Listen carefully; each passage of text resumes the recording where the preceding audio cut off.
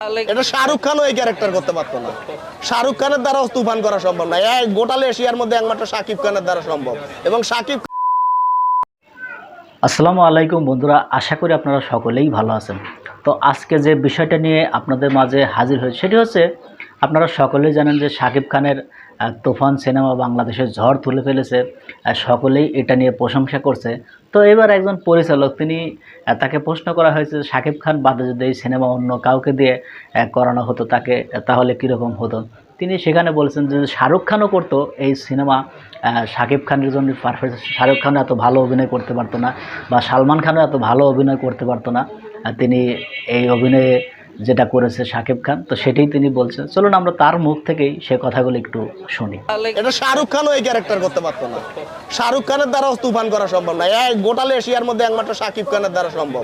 এবং শাকিব খানে আগামী দিনের গোটা এশিয়ার মধ্যে কিং খান। যদি কোনো নির্মাতা বলে এই তুফান খারাপ ছবি বা এটা দরকার না, তাহলে ওই নির্মাতাকে আপনারা দর্শক থেকে শুরু করে সবাই বয়কট করে দেন। কারণ আমাদের ইন্ডাস্ট্রিতে তুফান দরকার। অবশ্য পরিচালকের কাছে মানে ফাইন নেওয়া দরকার, যে এতগুলো লোকের ঘুম হারাম করে দিল উনি। দ্রুত যত তাড়াতাড়ি পারেন ভাই তুফান 2টা বানান, কারণ আমাদের তো ঘুমাইতে হবে রাতে। তুফানের প্রথম, ওই যে আমি প্রথমে বলছি যে তুফান নামটাই ভুল। এটার তুফান বললে এটারও অপমান করা হয়, কারণ এটা সাইক্লোন বা টর্নেডো, মানে এই লেভেলের কিছু।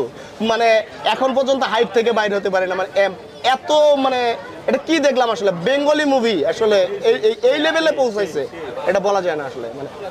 মানে সবচেয়ে বড় কথা হচ্ছে যে মানে আমরা অ্যাজ ইউজুয়াল যে বাংলা মুভিগুলো দেখি, যে বোঝা যায় যে একটা প্লট বোঝা যায়, যে এরকম বোঝা যায়।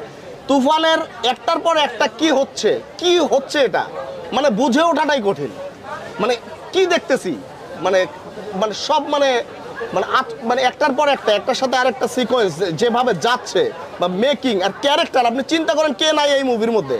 সেই একটা সিকোয়েন্সের জন্য হলো সালাউদ্দিন লাবলু আছে এই মুভির মধ্যে, গাজীর আগাদের মতো আর্টিস্ট, তারপর মনে করেন যে ফজলুর রহমান বাবুর মতো আর্টিস্ট, চঞ্চল চৌধুরীর মতো আর্টিস্ট, মানে তারকার ভরপুর।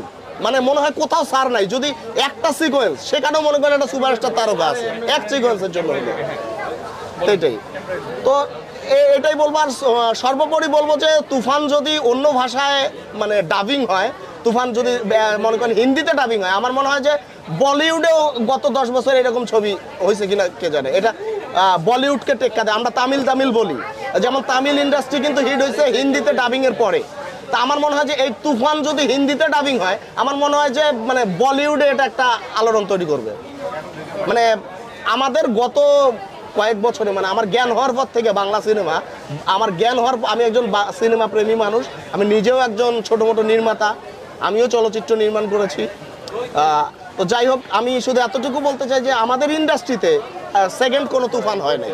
তুফানি চঞ্চল দা যখন বলে যে তুফান খুব ভয় পাইছি রে, তখন হচ্ছে মানে এইটা কি কারণ? এটা তো অনেকের হচ্ছে কৌতূহল যে এই বিষয়টা কেন বলে, যে যেটা আমি শুধু এতটুকু বলতে চাই যে মানে তুফান 2 ঘন্টা 25 মিনিটের ছবি, 2 ঘন্টা 25 মিনিট, 2 ঘন্টা 23 মিনিট দেখে যদি কোনো দর্শক বের হয়ে চলে যায়, সে গোটা সিনেমা বুঝবে না। চঞ্চল চৌধুরী আর সাকিব খান কি দেখাইছে লাস্ট 2 মিনিটে, মানে 2 মিনিটে পুরো মানে তছনছ করে দিছে।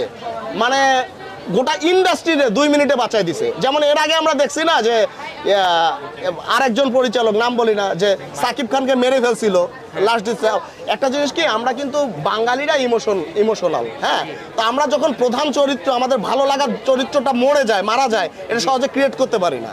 তো সেই রকম আমি মনে করি যে লাস্ট 2 মিনিটে সাকিব খানকে রায়হান রাফি যেভাবে বাঁচাই নিছে, মানে গোটাল বাংলা চলচ্চিত্র ইন্ডাস্ট্রি লাস্ট 2 মিনিটে মনে হয় যে একটা মানে মেরুদণ্ড সোজা করে। এবং একটা টাইগার দেখবো আমরা শেষ সিকোয়েন্স, একটা বাঘ। মানে আগামী প্রজন্মের কাছে যে আমাদের বাংলা ইন্ডাস্ট্রি বাঘের মতো আসতেছে, এটা একটা দেখাই দিছে তুফান ছবি। যেই গান দিয়ে সবচেয়ে বেশি সাড়া ফেলে দিছে, যে লাগে উড়াধুরা, যখন সিনেমা হলের ভিতরে লাগে উড়াধুরা গানটা চলতেছিল, তখনকার পরিবেশ যারা না দেখতে, মানে আপনার চোখে কেমন ছিল ওই পরিবেশ? আসলে উড়াধুরা বলতে ওই তখন বললে ভুল হবে, যে তুফান শুরু থেকে শেষ পর্যন্ত পুরাটাই উড়াধুরা। মানে তুফানই উড়াধুরা, যখন মানে সারা জীবনে সেটা উড়াধুরা, তুফান মানে উড়াধুরা ভাই। গানটা যখন শুরু হয়েছে তখন মানে কি অবস্থা ছিল পরিস্থিতিটা? মানে গানের মানে ইয়ে আসার পরপরই তো হলের ভিতরে উড়াধুরা শুরু হয়ে গেছে, বুঝছো সবাই। হ্যাঁ, জি, আচ্ছা। আমি মানে সবসময় ছবি দেখি, যেমন মাস্টারপিস ছবিগুলোও দেখি, হ্যাঁ, দৃশ্যায়ন দেখছি, তারপর যেমন গত ঈদেও প্রায় সব ছবিই দেখছি, সিনেমা দেখছি। তো আমার শুধু তুফান নিয়ে যেটা আশা করছিলাম, তুফান নিয়ে যে আশা করছি, এটা 2 ঘন্টা 23 মিনিট পর্যন্ত আমার পূরণ হয়ে গেছে। কিন্তু লাস্ট 2 মিনিট যেটা দেখছি, এটা আশার বাইরে। মানে লাস্ট সিকোয়েন্স যা দেখলাম, এটার ক্লাইম্যাক্স এন্ডিং যা দেখছি, এটা আশার বাইরে কি দেখাইছে তুফান। আপনার মনে শাকিব খান ছাড়া যদি এই যে এখানে অন্য কোনো হিরোকে নেওয়া হইতো, এটা কি তাহলে? এটা শাহরুখ খানও এই ক্যারেক্টার করতে পারতো না। শাহরুখ খানের দ্বারাও তুফান করা সম্ভব না।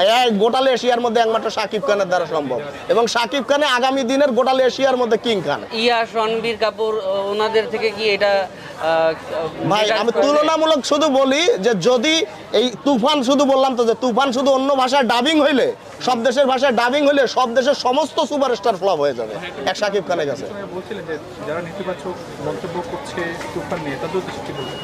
এক কথায় বলি, যদি কোনো দর্শক, আমার দৃষ্টিকোণ থেকে যদি কোনো দর্শক বলে যে তুফান ভালো না, সে সিনেমা বোঝে না। যদি কোনো নির্মাতা বলে এই তুফান খারাপ ছবি বা এটা দরকার না, তাহলে ওই নির্মাতাকে আপনারা দর্শক থেকে শুরু করে সবাই বয়কট করে দেন। কারণ আমাদের ইন্ডাস্ট্রিতে তুফান দরকার। আমাদের ইন্ডাস্ট্রি, বাংলা ইন্ডাস্ট্রিকে ইন্টারন্যাশনালি চ্যালেঞ্জ করার জন্য তুফান দরকার। তুফানের বিকল্প কোনো হইতে পারে না, ঠিক আছে? যারা এটা নিয়ে সমালোচনা করে, ওই সমস্ত লোকগুলোকে সেটে ফেললেই আমাদের ইন্ডাস্ট্রি আপডেট হয়ে যাবে। ওই লোকগুলোর দরকার নাই আসলে। আপনারা পারলে তুফান বানান। হ্যাঁ, রেট 10-এ 250।